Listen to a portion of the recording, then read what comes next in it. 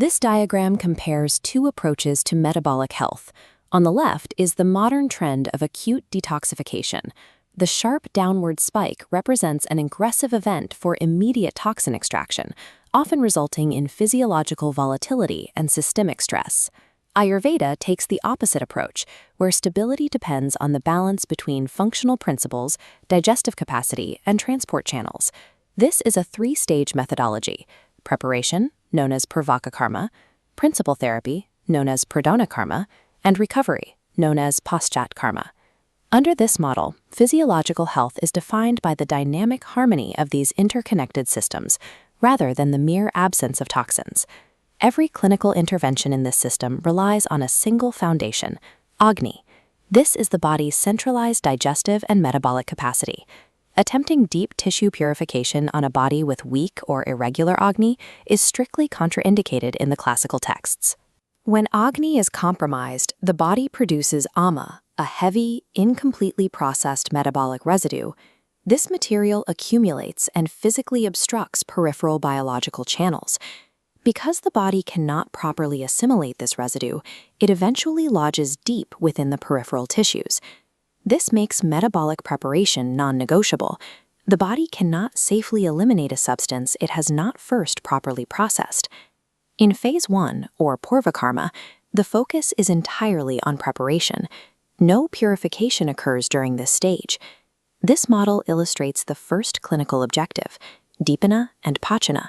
We are igniting the central metabolic capacity to begin processing that residual Ama.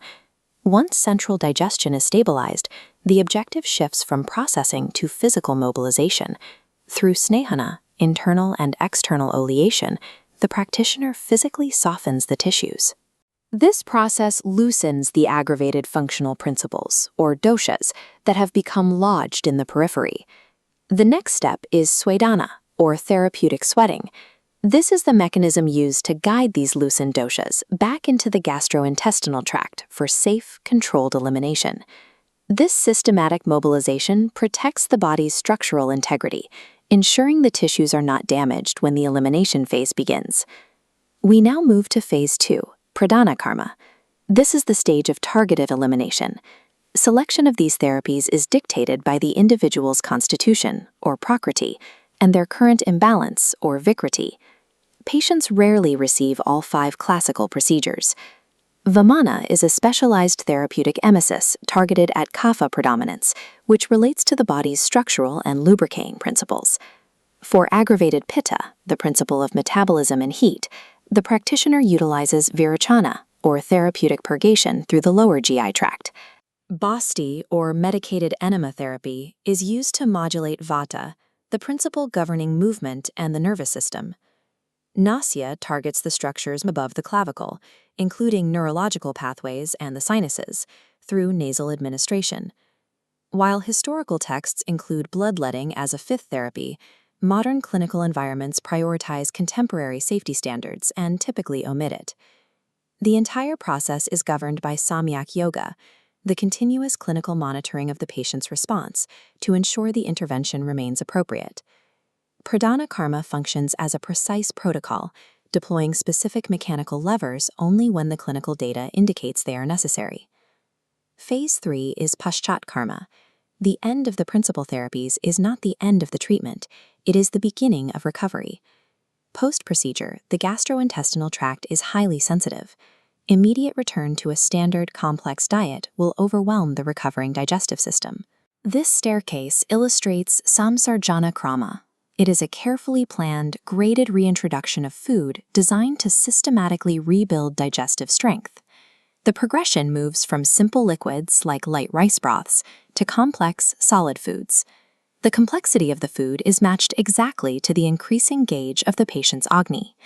Matching food intake to metabolic recovery stabilizes the system and secures the benefits of the purification stage. The ultimate goal of recovery is Rasayana, or rejuvenation, the active rebuilding of healthy body tissues. This refined vital essence is known as ojas. It is the end product of healthy tissue formation and serves as a biological marker for immune resilience.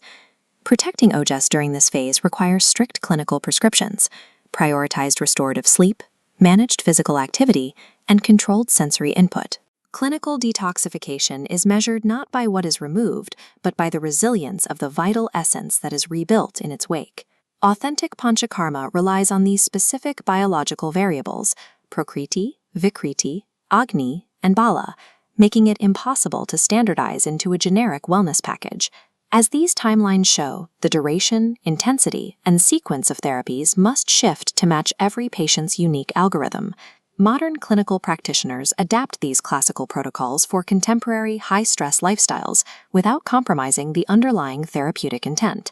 The clinical efficacy of Ayurvedic medicine is a product of its underlying physiological logic. By prioritizing deep preparation and systematic recovery, Panchakarma transforms a simple acute intervention into a structured reinforcement of the body's systemic physiological resilience.